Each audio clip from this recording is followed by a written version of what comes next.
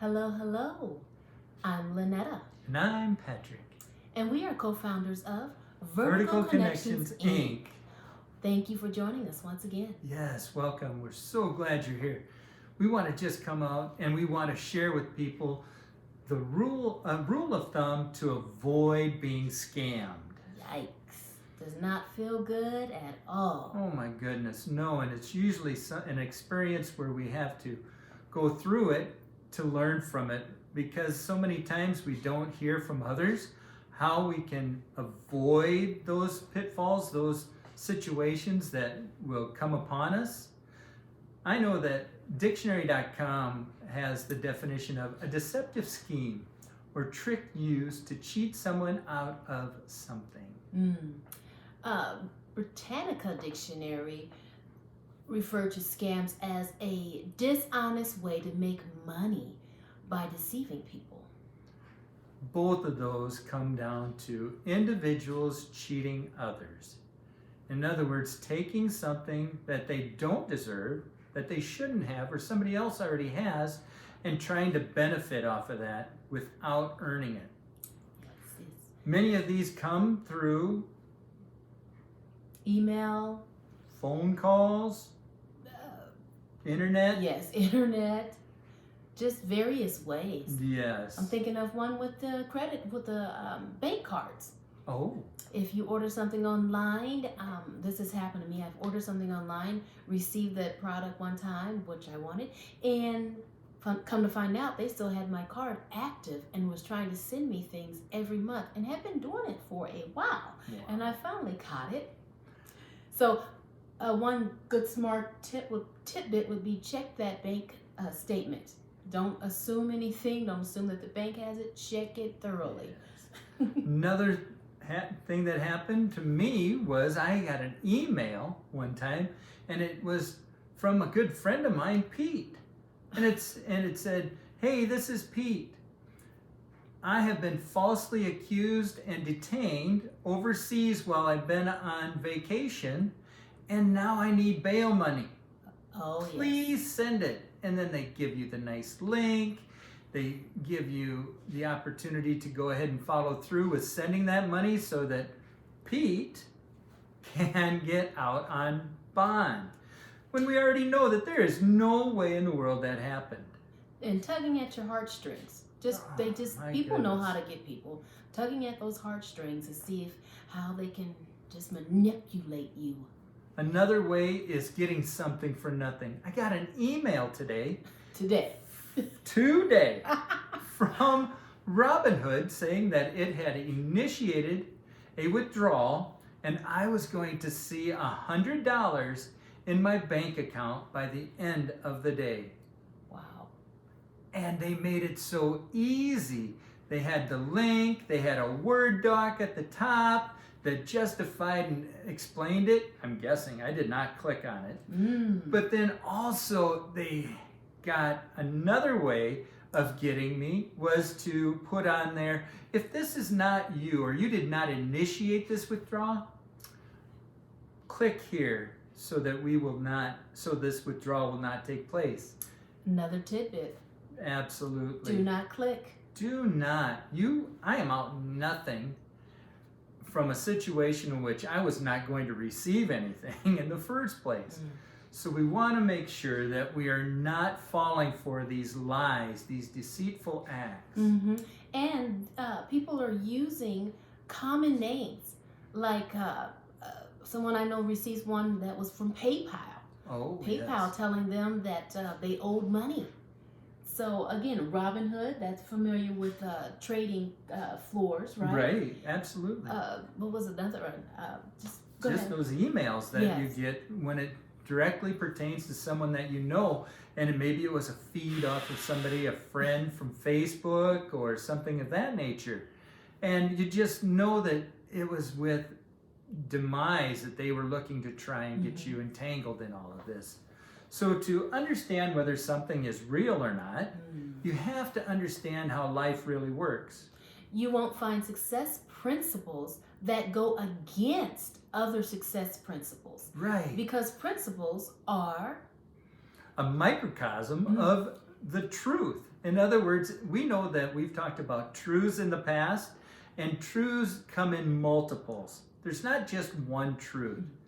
We've talked about how, there's not just one side to a piece of paper. There's not one side to a bed sheet. Likewise, there is not just one truth that we can fall back on. So we know that we have to compile these truths to then make it into the grand truth. So we know that the key to tell when something is legitimate or not is to look at that very thing and ask the question, does it match the very first principle that was used as success? Principles, those things that don't change. It fits every part of the world economy. It fits. It fits the time, space, dynamics. I'm trying to think of this word, but I can't think of it. But it fits. Principles are stable. They're fixed. Right. And so when we look at the very first foundational success principle, we look at Genesis 1:28. And in there it says, and God blessed them. And God said to them, be fruitful and multiply. That means just have so many babies, just babies all over the place. I don't know about that. The caveat would be? Caveat would be the seed that God has placed within us as human beings, made in His image, to create, to develop, to explore, to find out those things which will cause you to have great success, if you will, and earn an income and have an income in multiple ways. Right. And I love the fact that it says be fruitful, because we know that fruit encases the seed that is going to make it replenish and grow. And not only that, but generally you're not going to find just one seed. Now I know your favorite avocados, they have one seed, but most do not. But either way, you have to plant that seed to rejuvenate, and then it becomes multiple avocados on that one tree. From that one seed. From that one seed, absolutely. Awesome. So make sure that when we are looking at these things, that we are taking what has been put inside of us, our creativity, our uniqueness, planting that and letting it grow, because you never know what you might be greeted with when you start putting yourself into it. Nurture it, not just let it plant it and walk away. Just like a farmer, they keep an eye out. They see what's going, pulling up all the roots and everything else that's not going to cause that seed to prosper well. And then we just have to continue to go out and make ourselves better. We have to do those things that don't come easy, that helps us to reinvent ourselves, so to speak. In other words, we're going to become better than we were yesterday. Thinking of obstacles, do you allow those obstacles to stop you?